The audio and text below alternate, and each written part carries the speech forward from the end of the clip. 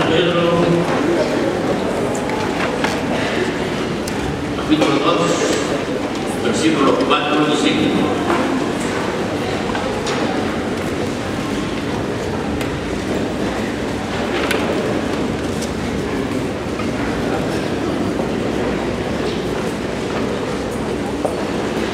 Primera Pedro, capítulo 2, versículos 4 y 5. A la cancha no se puede leer.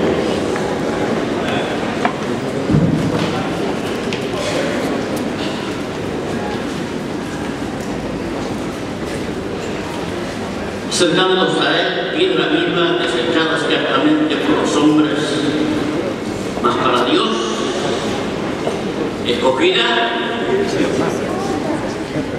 ¿y qué más? Y preciosa. Para mí también. Acercándonos a él, piedra viva,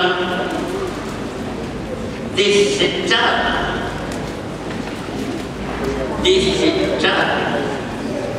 tenida en poco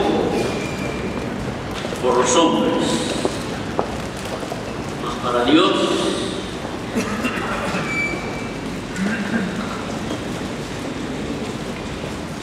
mas para nosotros escogida y preciosa. Para mí también. Amén. Vosotros también, como piedras vivas, sed edificados como casa espiritual y sacerdocio santo, para ofrecer sacrificios espirituales. Está usando la figura del antiguo pacto, del Antiguo Testamento, de ofrecer sacrificios. Y aquí el apóstol Pedro dice que ofrecer sacrificios, pero sacrificios espirituales, aceptables a Dios por medio de Jesucristo. Nos habla de un lugar, una casa, los pies del Señor, un lugar. Nos habla de un oficio, sacerdocio santo, y nos habla de una ofrenda, ofrecer sacrificios espirituales, un lugar, un oficio y una ofrenda. El sacerdote es el que representa a Dios ante los hombres, es la voz de Dios, el que transmite la palabra, los oráculos, la revelación de Dios a los hombres, y es el que toma de los hombres y lo presenta ante Dios. Representa a los hombres delante de Dios y representa a Dios delante de los hombres. En esta nueva dispensación de la gracia de Dios, todos somos sacerdotes. Amén. No hay una casta sacerdotal. Todos somos sacerdotes para ministrar a Dios lo que el pueblo necesita, y para ministrar de parte de Dios lo que el hombre necesita, o sea, como un intermediario entre Dios y los hombres. La función de los reyes y sacerdotes es amar a Dios, alabar, adorar, ofrendar delante de Él, exaltar, engrandecer su nombre. Es amar a Dios. En segundo lugar es amar a los hombres. Si ama a Dios, va a amar también a los hombres. Los sacerdotes llevan la palabra, comunican la voluntad de Dios a los hombres y punto. El resto es obra del Espíritu Santo. Nosotros no cambiamos a nadie, no convertimos a nadie, no salvamos a nadie. Eso es obra del Espíritu Santo de Dios. Eso lo hace el Espíritu Santo. Pero es el Espíritu Santo y la palabra. Nuestra parte es llevar la palabra, es dar la palabra. El Espíritu Santo va a hacer la obra. El resto es obra del Espíritu Santo. No pretendamos la obra del Espíritu Santo. Pero tampoco pretendamos que el Espíritu Santo haga lo que tenemos que hacer nosotros. A quien fue encomendado dar la palabra es a nosotros. A quien fue encomendado tocar el corazón, escudriñar el corazón, llevarnos a la conversión es al Espíritu Santo. O sea, cada uno tiene que hacer su parte. Nuestra parte es interceder delante de Dios por los hombres y llevar la palabra a los hombres para que ellos vengan a Cristo.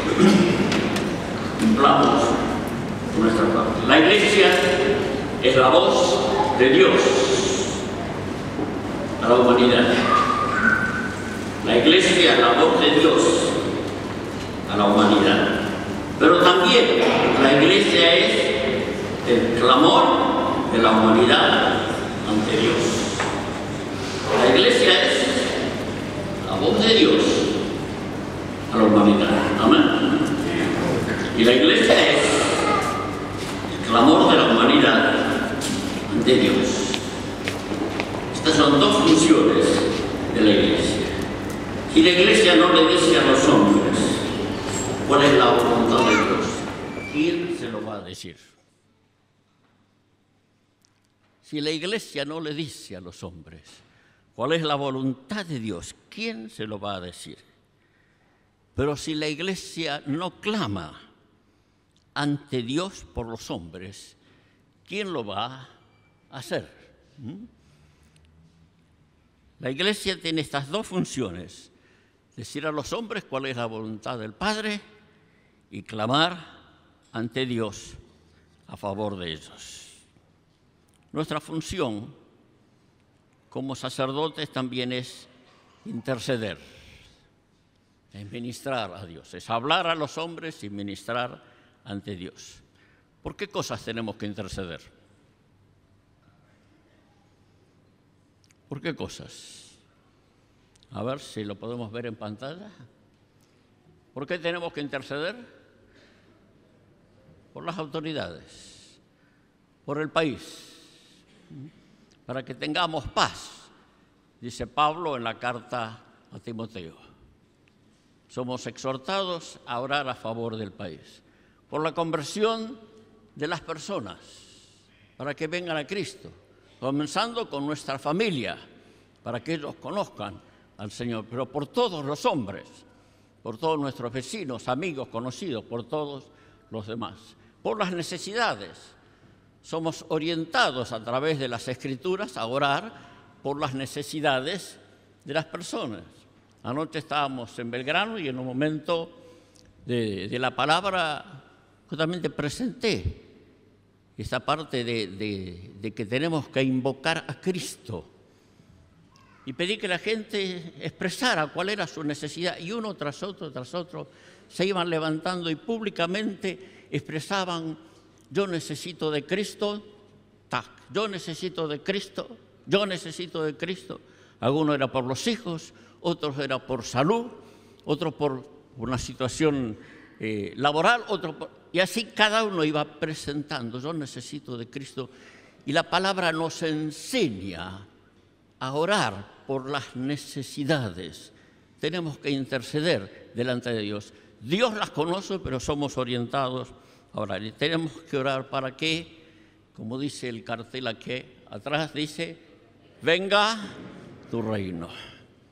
Ya en el Padre Nuestro, Jesús enseñó a orar de esta manera, a pedir que venga, que se establezca el reino de Dios. Y ahora todos juntos como iglesia podemos decir: venga tu reino. Venga tu reino, Señor. Otra vez: venga tu reino, Señor. Que se establezca el reino del Señor sobre la faz de la tierra. Pero para amar a Dios, para amar al prójimo como a nosotros mismos, me refiero no en lo personal, sino como iglesia, para cumplir nuestra función sacerdotal como iglesia, necesitamos de una estructura. La iglesia necesita de alguna manera estructurar todo esto. Todo esto es personal también. Pero para cumplir esta función como cuerpo necesitamos una estructura. Y yo quiero hablarle en esta mañana, y ya no digo más que es el último mensaje de la serie, porque ya lo dije 2 veces, entonces digo, creo que es el último. Quiero hablar un poquito de esta estructura y quiero tomar como base el último domingo de junio. ¿Dónde estuvo la iglesia que se reúne en este lugar el último domingo de junio? Por las casas.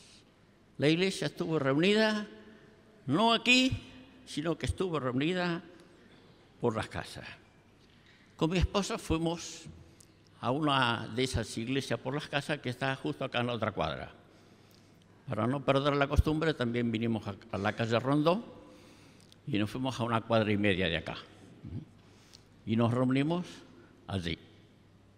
Estuvimos en la iglesia que ese día tuvo reunión, su encuentro, en la casa de Osvaldo y Karina. Entonces algún día se escribirá, y a la iglesia que se reúne en la casa de Osvaldo y Karina. Y la iglesia estuvo reunida en muchas casas. Pues yo quiero contarles lo que pasó allí y quiero mostrar con las escrituras que lo que pasó allí está escrito acá. Y que esa es la estructura para poder oficiar como sacerdote, como pueblo, oficiar como sacerdote. Con mi esposa estuvimos ahí en la casa de Osvaldo y Karina y estaban los grupos que se reúnen normalmente con Marcelo Keegan y justo los que nombro. O sea, si usted quiere que lo nombre, falte, porque ya pasó varias veces, a menos que estén afuera, pero Marcelo Keegan y la esposa se llama Yamila. Y Yamila, los que se reúnen con Marcelo Keegan y Yamila, los que se reúnen con Marcelo Bongiorno y Silvana, esos están. También faltaron. No sabía que iban a faltar, acá lo tengo anotado,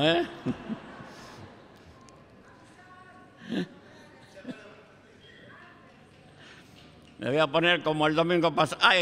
Osvaldo y Karina están,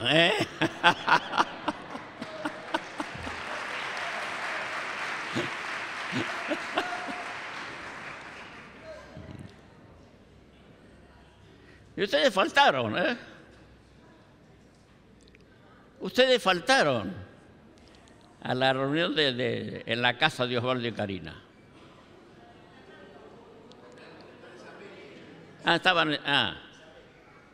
Claro, ustedes están ahí en la casa de San Beli, correcto. No, perdón, no faltaron ustedes.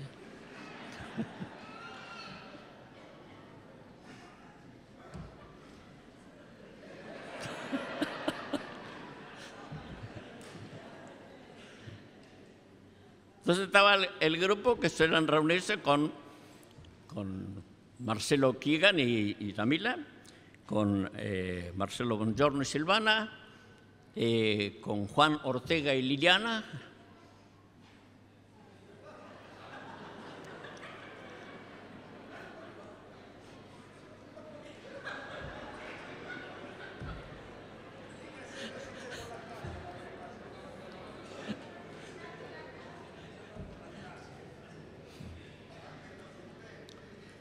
yo no tengo la bola de cristal de lo que van a faltar, pero que los que nombro no están. Así que todos ellos estaban ahí en la casa de este matrimonio que está ahí atrás. Te traje el libro para devolvértelo, todos los domingos los traje, y no estaban. Y hoy, que no traje el libro, ustedes están, Me gustó el libro, quiero comentarte algo del libro, muy bueno. Volvemos a la casa de Osvaldo y Karina, que están. Si no vienen ellos, que están a 1 cuadra y media. Y entonces se reunieron ese domingo, el último domingo de junio, que la iglesia estaba por las casas, el grupo de Marcelo Quigán y Yamila, Marcelo Bongiorno y Silvana, y Juan y Liliana Ortega. Yo les voy a contar con la Biblia lo que pasó ese domingo en esa casa. En esa casa hubo personas nuevas que venían por primera vez. Hubo personas que asisten, pero que no asisten acá, pero que asisten allá a la casa de Osvaldo y Karina. Hubo oraciones por personas necesitadas y muchos hermanos tuvieron la oportunidad de orar por ellos y orar por estas personas. Hubo doctrina. Yo tenía una palabra para compartir y cuando estaba ahí, el Señor me dio otra palabra. Y era justo la enseñanza, después me dijeron, justo, hubo enseñanza. Hubo palabra profética. Hubo visión. La visión no la contaron públicamente, pero el hermano que tuvo la visión vino y me contó lo que había visto mientras oraba por una de las personas que estaba en ese lugar. Hubo salmos. Salmos son canciones. Son oraciones y son canciones. Y mi esposa enseñó un corito nuevo, así. ¿Cómo era que dice el corito ese?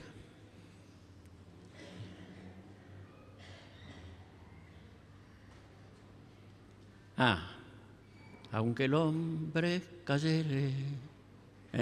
Corito nuevo, que solamente lo conocen los de la guardia muy vieja. Pero todos los que estaban ahí, ninguno de los que estaba ahí conocía el corito este, aunque el hombre cayere, no quedará postrado, porque era justo de acuerdo a la palabra en ese momento. Hubo oraciones muy específicas, muy concretas. 2 horas y cuarto habrá durado la reunión, después hubo tiempo para comunión. Vamos a 1 Corintios capítulo 14. Miremos la iglesia en una casa. Es un modelo bíblico de iglesia sacerdotal.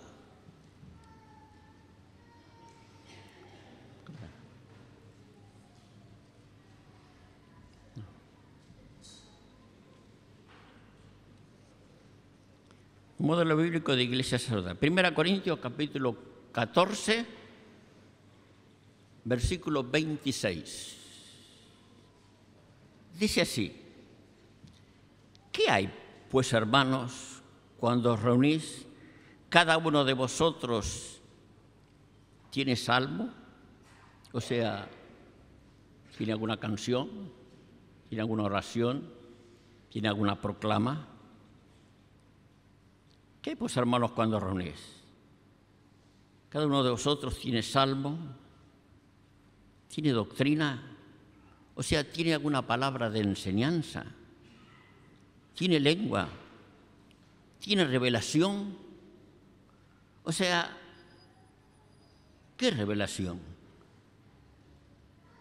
En un momento alguien dice, yo tengo un sentir de que tenemos que orar por fulana de tal. Y en mí hubo un amén. Y yo dije, y yo creo que quien tiene que orar es fulano. Hubo revelación. Hubo confirmación. O sea, revelación no tiene que ser algo que nunca se dijo, sino sencillamente escuchar al Espíritu Santo. Y nos lleva a veces a decir algo, a orar por cosas muy específicas que nadie conocía. ¿Tiene algún sentir de orar por alguien? ¿Tiene interpretación? Hágase todo para edificación. Lo importante es que todo lo que se hace tenga propósito. Tiene un objetivo, va hacia algo.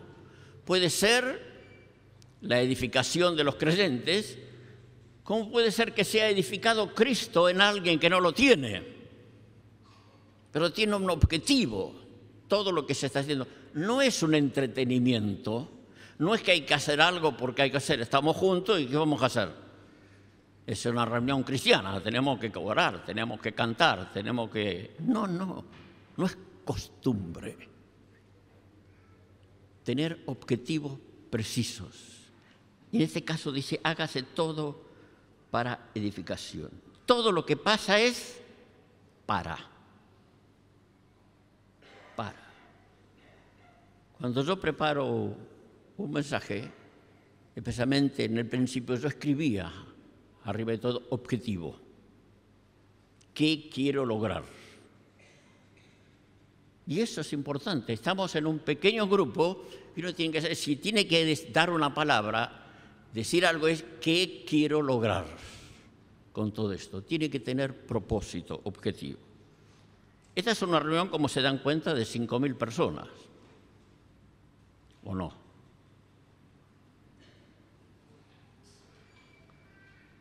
No es una reunión de 5.000 personas, ni de 1.000, ni de 500, ni de 700, ni de 100 personas. Está hablando aquí de una reunión donde todos participan. Sigamos leyendo. Es la iglesia en la casa, versículo 27. Si alguno habla en lengua extraña, sea esto por 2 o a los más 3, y por turno, y uno interprete. Este texto nos habla de variedad y de participación. Este es sacerdocio universal. Todos pueden participar, todos pueden aportar en este momento. 28. Y si no hay intérprete, calle en la iglesia y hable para sí mismo y para con Dios. Es el único texto en la Biblia que dice calle y hable. ¿De qué nos habla este texto que dice calle y hable? De orden. No nos juntamos y vamos a ver lo que sale. No, hay orden, pero hay libertad. Calle y hable. Hay orden y hay libertad. Las dos cosas tienen que estar presentes en la iglesia que se reúne en la casa de fulano de tal. 29. Asimismo, los profetas hablen 2 o 3 y los demás juzguen. Es participativo. Todos pueden hablar.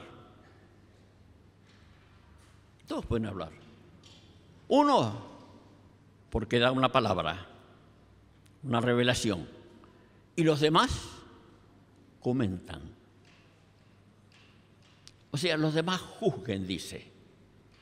Alguien trae una palabra, o 2 traen, o 3 traen alguna palabra, y los demás juzguen. O sea, los demás participan de esa palabra que trajo uno u otro. O sea, es una reunión participativa, donde todos pueden aportar para que todos puedan crecer, todos puedan desarrollarse. Verso 30.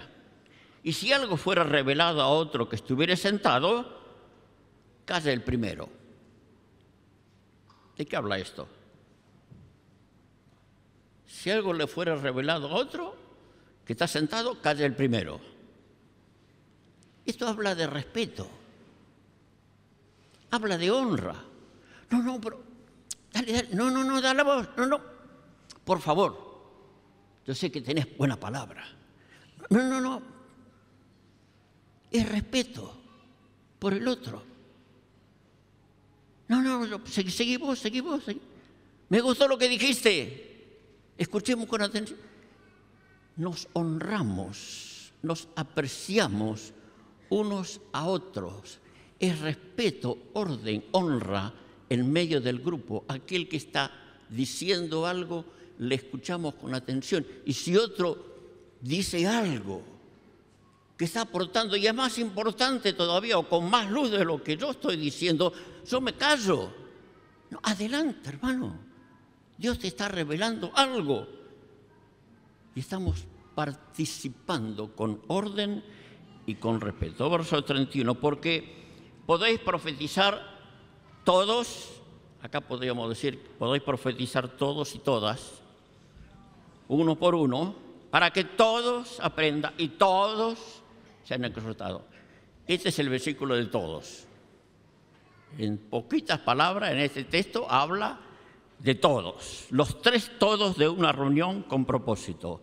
Todos pueden participar, todos pueden aprender y todos son exhortados, o sea, todos son alentados, animados a participar. Esta es la iglesia donde todos son sacerdotes. Es la iglesia en tu casa. Es la iglesia en la casa, donde todos pueden participar. El domingo anterior, el domingo 30 de junio, la iglesia estuvo por las casas. Permítanme seguir explicando, tomando como base el encuentro donde estuvimos con mi esposa. Ahí. El encuentro que comenzó en la casa de Marcelo y Silvana. Luego siguió en la casa de Marcelo y Yamila. Luego siguió en la casa de Juan y Liliana. Y ahora es el cuarto eslabón. Se están haciendo encuentros en la casa de Osvaldo y Karina, donde están asistiendo los vecinos en la casa de ellos. Marcelo y Silvana, Marcelo y Yamila, Juan y Liliana, Osvaldo y Karina. Entonces, se fue abriendo en poco tiempo, en pocos años, el grupo se fue abriendo. Es una cadena de 4 eslabones. La iglesia en las casas. Eso es lo que estamos viendo. Hay 2 textos que nos hablan justamente de la iglesia en las casas. Romanos 16, 3 y 5. Dice, saludad a Priscila y Aquila, mis colaboradores en Cristo Jesús, que expusieron su vida por mí, a los cuales no solo yo doy gracias, sino también todas las iglesias de los gentiles. Saludad también a la iglesia de su casa. ¿De la casa de quién? De Priscila y Aquila. Es la iglesia que se reunía en la casa de Priscila y Aquila. Colosenses 4:15 dice, saludad a los hermanos que están en la Odisea y a Ninfas y a la iglesia que está en su casa. ¿Dónde estaba la iglesia? En la casa de Ninfas.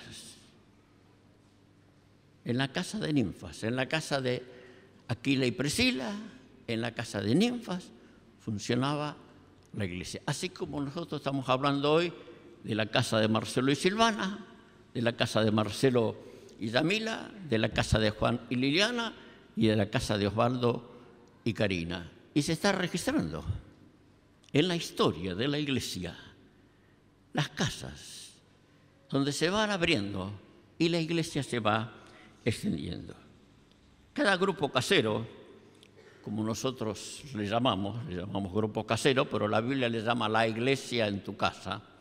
Ese sería el nombre correcto, la iglesia en tu casa.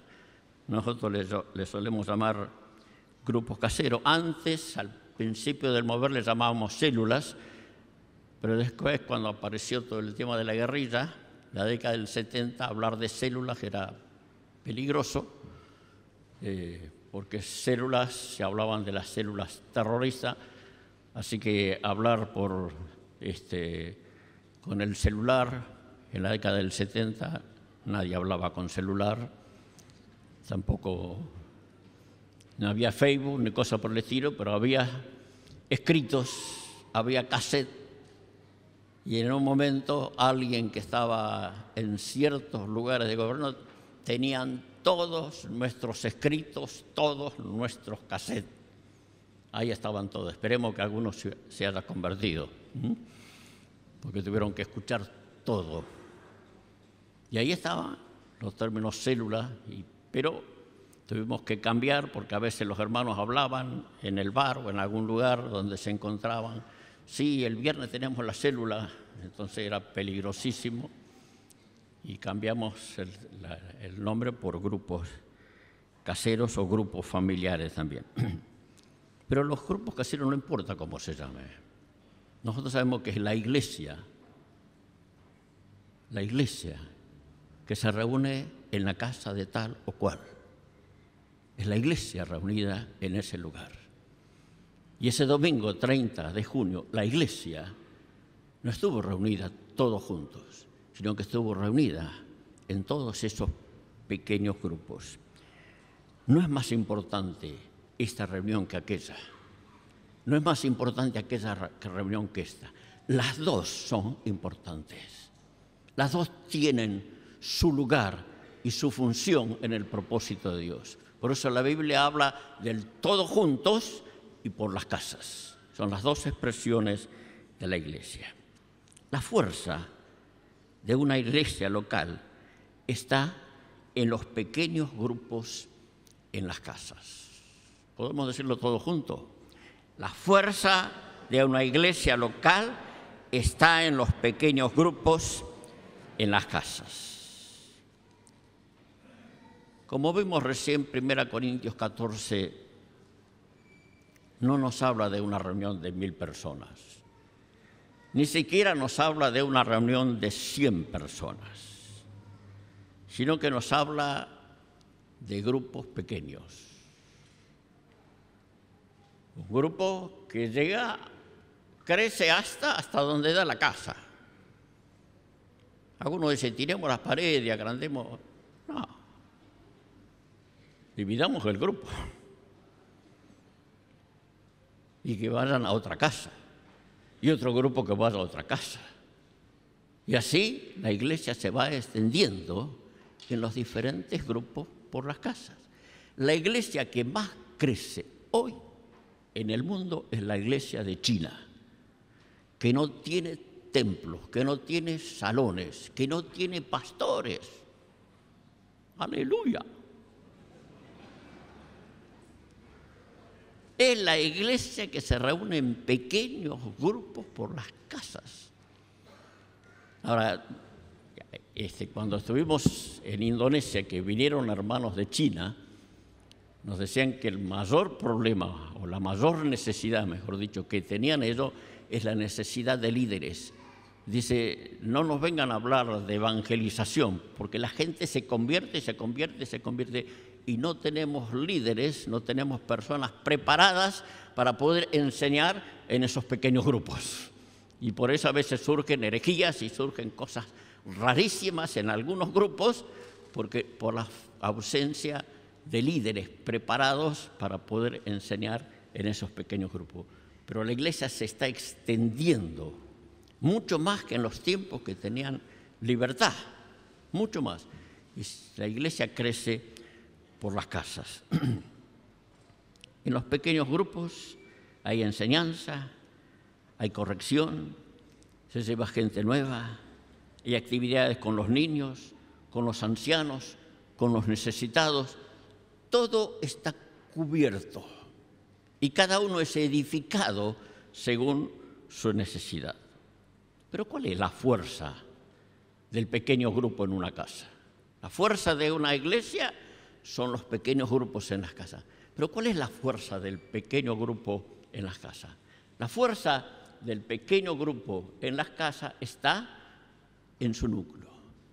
O sea, en ese pequeño grupo, dentro de esa casa, hay un pequeño grupo que son los que llevan adelante el trabajo, que se reúnen, que oran, que visitan a los demás, que asisten a los demás. O sea, tiene un núcleo central, un eje, ese pequeño grupo. Y esto es lo que da asistencia, lo que da fuerza, lo que da crecimiento a ese pequeño grupo en esa casa. Yo lo que estoy haciendo no es más que describir lo que pasó con Marcelo, de la casa de Marcelo y Silvana, cómo fue creciendo y se fue extendiendo y podía tomar varios grupos, no es el único que está funcionando así, hay unos cuantos grupos. Pero cómo este grupo, ya que ahí fuimos el otro día, cómo fue creciendo y se fue extendiendo. O sea, la fuerza del pequeño grupo está en su núcleo. Ese pequeño grupo que se reúne de 3 o 4 o 5, según la cantidad de gente que hay en el grupo, para hablar del grupo y del crecimiento y de las personas nuevas y de la extensión y de las necesidades que hay. Ahí oran, planifican, hablan de los casos muy particulares, visitan a otros, buscan nuevos contactos. La fuerza de la Iglesia está en pequeños grupos por las casas. La fuerza del pequeño grupo está en su núcleo. La fuerza del núcleo está en la relación que tienen con los demás miembros del grupo, formando pequeñas células, formando dentro del mismo grupo pequeñas células. Supongamos que en un grupo hay 4 hermanos que forman el núcleo de ese grupo. Hay 4 que forman el núcleo. Si estos 4, cada uno está relacionado con 2 hermanos, ya hay 12 hermanos del grupo que están siendo asistidos, que se reúnen para orar, que se reúnen para visitar a otras personas. Son las pequeñas células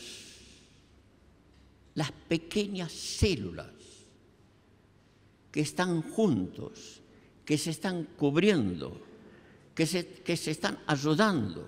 A veces pueden ser de 2, el mínimo es 2. Jesús dijo, ¿dónde están cuántos? 2 o 3. Él habló de esas células, ahí yo estoy, en medio de ellos. Esto que estoy diciendo no es otra cosa que lo que nos habló Afid Shaik tiempo atrás. Estoy de otra forma repitiendo lo mismo que nos habló Afid años atrás. Y lo que fue pasando en varios de los grupos que están aquí representados en esta mañana. El grupo se forma con aquellos que están llevando carga, con aquellos que iniciaron, con los dueños de casa, con los que ganaron gente o con los que están dando cobertura a otras personas. La fuerza de una congregación está en los grupos, en las casas. La fuerza del grupo está en su núcleo. La fuerza del núcleo está en sus células de 2 o de 3. La fuerza de esas células, de esas pequeñas células, está en lo que pasa en los 6 días de la semana, de lunes a sábado. La fuerza no está en la reunión del grupo casero. La fuerza no está en la reunión dominical. Es necesaria la reunión del todo junto, es necesaria la reunión del grupo casero, pero la fuerza de todo esto está en lo que pasa en esos 6 días de la semana. Cuando estamos en nuestro lugar de trabajo, cuando estamos con el vecino, con la vecina, cuando estamos en la escuela, cuando estamos con aquellos que no conocen al Señor, o cuando estamos con aquellos que sí conocen al Señor, pero nos juntamos para orar, para interceder por familiares, por amigos, por parientes, por otros que están en esta necesidad. Yo quiero ilustrarlo ahora, aquí muy gráficamente, quiero ilustrarlo lo que es la iglesia del todos juntos y la iglesia por las casas. Y lo ilustro siguiendo lo que pasó, lo que vi en el encuentro ese del último domingo de junio. En la iglesia, todos juntos. En la iglesia donde estamos todos juntos hay culto a Dios en unidad, adoración, alabanza, gratitud, intercesión. Nos juntamos aquí, estamos todos juntos ministrando al Señor. Hay partimiento del pan y hay ministerios rectores o ministerios de gobierno. Eso es lo que pasa cuando estamos todos juntos. Y hay diferentes tipos de hermanos. Algunos que tienen la computadora metida en la cabeza, que quieren la clave de aquí, de Internet, pero que Valeria no se la da a nadie, ni yo la conozco, porque si no se van a conectar. Entonces, somos diferentes, ¿cierto? Cada uno, pero nos reunimos todos juntos. La iglesia por las casas. Ejemplo 1. Un matrimonio conduce el grupo, se encuentran con todos para mantener viva la relación, visitan a hermanos nuevos, en tercer lugar oran, dan gratitud al Señor por todo lo bueno que es Él con nosotros, oran por las necesidades, oran por los nuevos, planifican en ese pequeño grupo cómo alcanzar a otros, cómo traer a los que no están asistiendo, cómo organizar los encuentros. Hay edificación según la necesidad. Es un grupo que se reúne en una casa y todas esas cosas pasan en ese hogar. Ejemplo número 2, es el mismo grupo, pero ahora tiene un núcleo, se fue formando un núcleo en ese grupo. Ese núcleo es el que le da fuerza, el que le da asistencia. Es el grupo que se reúne cada 15, cada 30 días, este pequeño grupo de la casa, y oran por el resto de los hermanos, planifican el trabajo y afirman las relaciones con todos los demás integrantes del grupo. Ejemplo número 3, es el mismo grupo, pero ahora trabajando, el núcleo está trabajando con todos los demás hermanos. Las relaciones dentro del grupo se van formando. Por ejemplo, el hermano A está relacionado con D y con H, y el hermano B está relacionado con I, forma una pequeña célula con I. El hermano C está relacionado con F, B y S, la hermana J está relacionada con G y con R, y así cada uno dentro del grupo está relacionado con alguien, asiste, ministra, se encuentra, se fortalece la relación dentro del grupo de hogar. Ejemplo número 4, las relaciones dentro del grupo forman las pequeñas células. Ahí vemos cómo se van formando pequeñas células dentro del grupo. Esto, AFIP nos insistió tanto sobre este punto, de esas pequeñas células del 2 o 3 reunidos en su nombre. Dijo, en lugar del G12 tenemos que hablar del G2 o el G3. Y él nos habló justamente de esto, fortalecer las relaciones entre 2 o entre 3 o 4, pero dentro del grupo fortalecer las relaciones, animarnos los unos a los otros y comenzar a orar concretamente por personas. Y él dijo algo que no me olvido más, que fue un punto clave, que las primeras veces que él habló, a muchos de nosotros nos pasó por arriba y no nos dimos cuenta.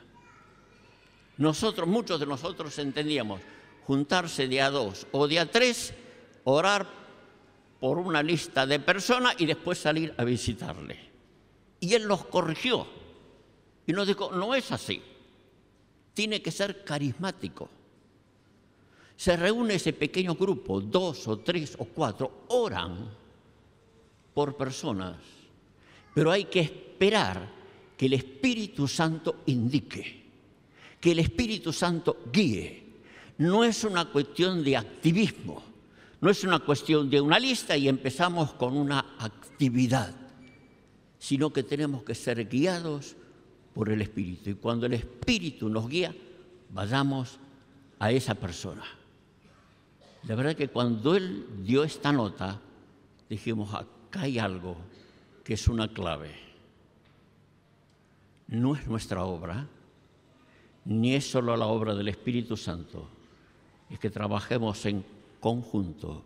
Es la obra de la Iglesia y del Espíritu Santo. Amén. Tenemos que trabajar en unidad, bajo la guía, bajo la orientación del Espíritu Santo. Y esto cambió muchísimo la forma de trabajo. En las células hay comunión, hay oraciones por necesidades familiares y nuevos. El ejemplo número 5 es la célula asistiendo a las necesidades, consolando, evangelizando. Ya estas pequeñas células están fuera de lo que es el encuentro el viernes a la noche o el sábado o el domingo o cuando sea. Están fuera, ya están trabajando, asistiendo, ministrando, visitando a otras personas.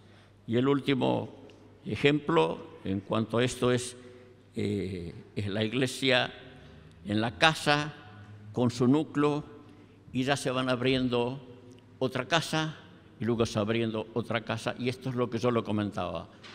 Marcelo y Silvana, de ahí surgió Marcelo, Kigan y Samila, y después de ahí surgió Juan y Liliana, y después de ahí ahora está en ejecución. Todavía no está funcionando como un grupo, pero ya está en marcha en ese sentido la casa de Osvaldo y Karina. Y esto es sencillamente lo que estoy haciendo, es ilustrando lo que vi en ese encuentro, en esa casa. La fuerza de una iglesia local está en los pequeños grupos en las casas. La fuerza de los pequeños grupos está en su núcleo.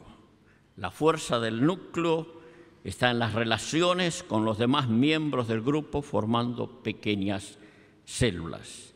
La fuerza de una iglesia local, de un grupo en una casa, del núcleo de un grupo en una célula, está en lo que pasa en los 6 días de la semana, de lunes a sábado, cuando estamos en el mundo, cuando estamos fuera de cualquier encuentro, ni este encuentro, ni el encuentro del grupo casero, sino fuera de eso, ahí cuando estamos enfrentando la realidad de la vida en ese lugar.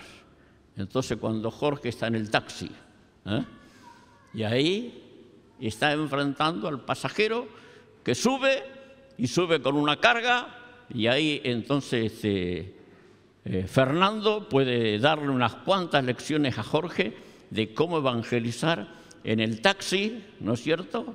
¿Por qué? Por toda la experiencia que Fernando tiene como tachero, ¿cierto? Le puede ayudar a Jorge también todo lo que aprendió arriba de ese auto. Y Pablo en la peluquería no se puede ir, tiene que esperar que le termine de cortar.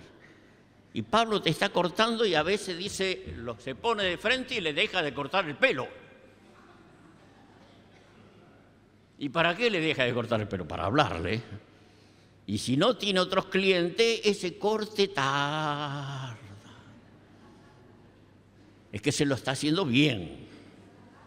De paso,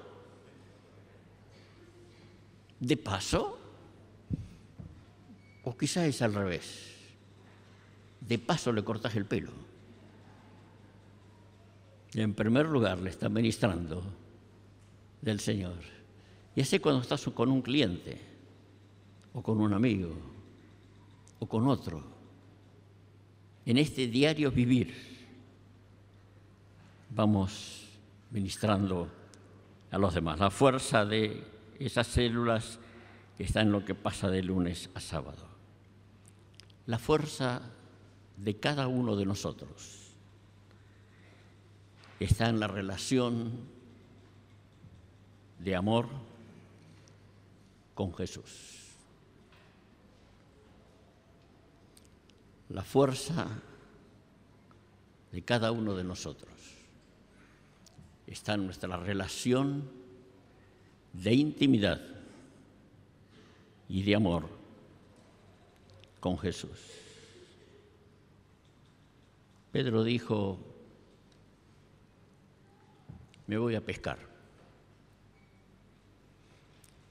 Jesús había muerto, ya había resucitado, se le había aparecido ya 3 veces a sus discípulos, pero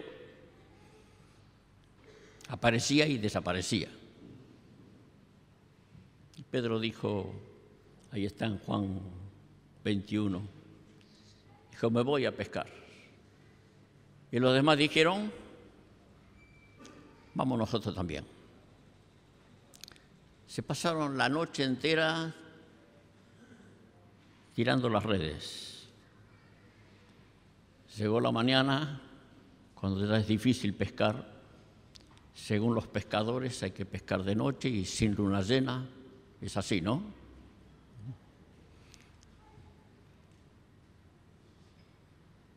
Tengo un yerno que le gusta la pesca y me enseña todas esas cosas. No pescamos nada por la luna llena. No pescamos nada porque estaba el río estaba... Y no pescamos nada porque justamente... Pero a veces pescan. A veces pescan.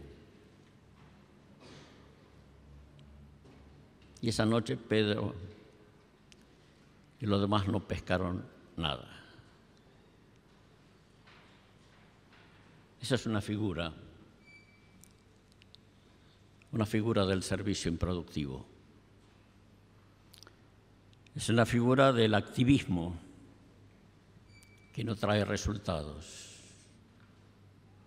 El activismo sin fruto. Jesús le había dicho a Pedro: te haré pescador de hombres. Y Pedro dijo: me voy a pescar pescado. Y Jesús le dijo: te haré pescador de hombres. Jesús le esperó en la playa con un pescado asado o varios y pan. Hizo un fuego, seguramente con algunas cañas, lo habrá ensartado, las brasas allí y el pescado ensartado, pan caliente. Es la mañana, muy temprano. Antes que salgan los primeros rayos, los pescadores ya se vuelven. Y ahí se volvieron a la playa y Jesús estaba esperándolos.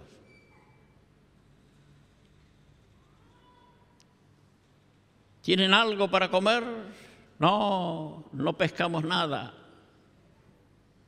Tiren la red a la derecha. La tiraron y no la podían sacar. Juan dijo: es el Señor. Pedro se puso la ropa y se tiró al agua. Vinieron con la red 153 peces, de buen tamaño, dice. Nadie hablaba. Todos sabían que era el Señor. Y ya lo habían visto resucitado.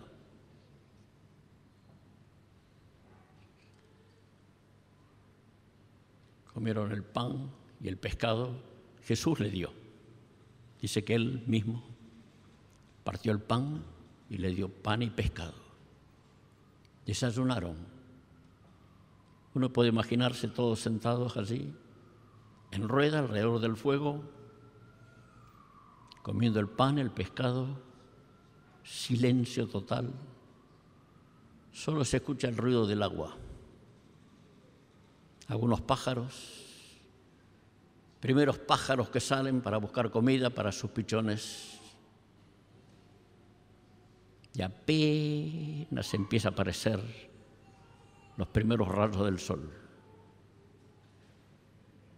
Y cuando terminan de desayunar, Jesús lo mira a Pedro.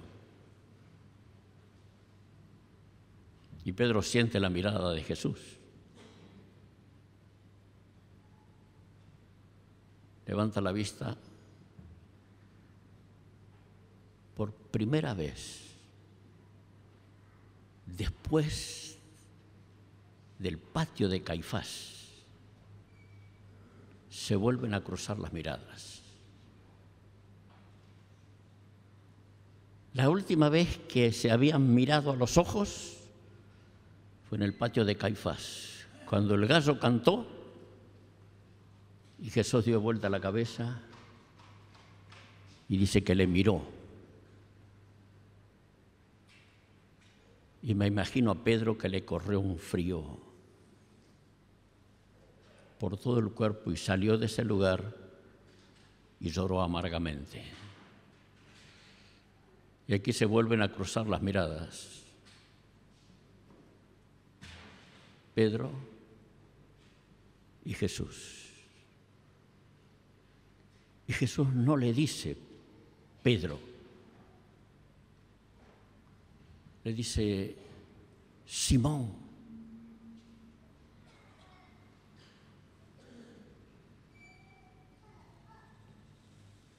Si Él me cambió el nombre.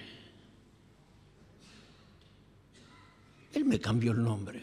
Él me puso Pedro. ¿Por qué me llama Simón? Hijo de Jonás. ¿Me amas más que estos?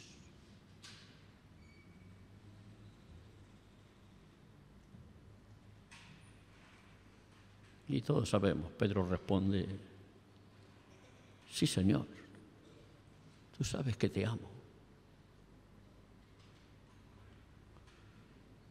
Todos sintieron el impacto, no solo Pedro. Y una vez que respondió, lo miraron a Jesús. Cuando ya está, Jesús ya te dijo que te ama. Jesús no lo anima, no lo corrige tampoco. Después de su respuesta, ni lo anima ni lo corrige. Dice, ¿me amas más que estos?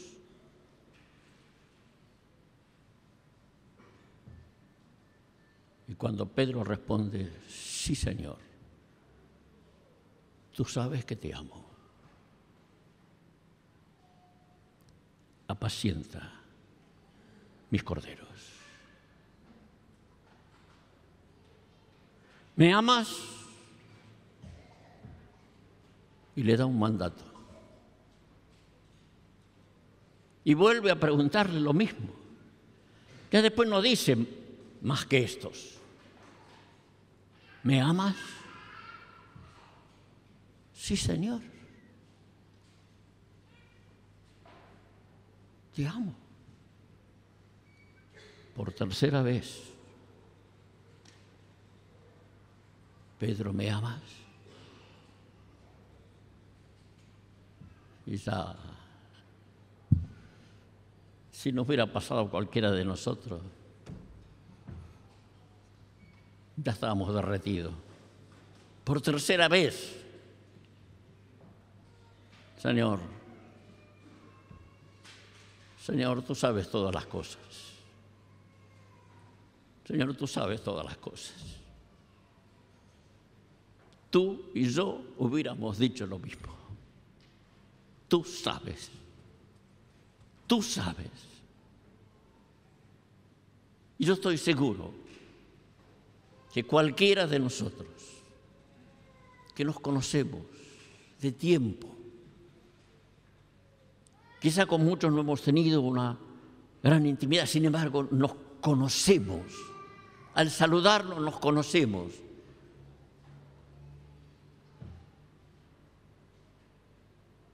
Y tú y yo hubiéramos dicho lo mismo. Señor, tú sabes todas las cosas. Tú sabes que te amo. Y no tengo ninguna duda que todos responderíamos de la misma manera. Amén. todos diríamos, Señor, tú sabes que te amo. Y el Señor no nos diría, bueno, gracias porque me amas. No. Nos volvería a decir lo mismo que a Pedro. Porque me amas. Porque me amas. Ocúpate de las ovejas. Preocúpate de las ovejas. Apacienta. Y eso no fue solo para Pedro. Eso es para cada uno de nosotros. Cuando hablamos de estas pequeñas células, de juntarnos de a 2, de a 3, no es para otra cosa que hacer justamente lo que Jesús le encomendó a Pedro. Preocuparnos por aquel otro, por aquella otra, por aquella situación y velar por ellos. Amén. Amar lo que el Señor ama es decirle, Señor, tú sabes que te amo. Y el amor del Señor es para con toda la humanidad. Él ama a todos los hombres. Aun aquel que nosotros le tenemos en poco, Él también lo ama. Él lo ama. Aun aquel que le niega, el Señor también lo ama. Leí en el último Selecciones de un hombre con cáncer que no creía en nada, para él moría y se terminaba todo. Y yo dije, pensar que el Señor a este hombre, aunque le estaba negando, rechazando y diciendo que no existía, el Señor murió por él y le amó hasta el fin. Y Él nos amó, porque de tal manera amó Dios al mundo que dio a su Hijo. Que dio a su Hijo. Lo amó de tal manera que lo entregó. Amar lo que Él ama es decirle al Señor, Señor, yo te amo. En nuestros pequeños grupos busquemos con quién estar más vinculados, más relacionados, para que juntos podamos cumplir el mandato del Señor de amar a las ovejas, de pastorear a aquellos que no tienen pastor, de buscar a los perdidos para que estén en el redil del Señor. Amén. Nos ponemos de pie.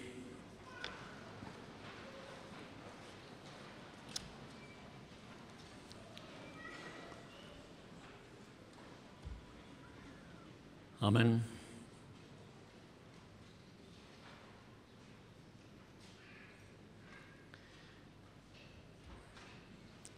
¿Puedes decirle a tu hermano amén? Amén.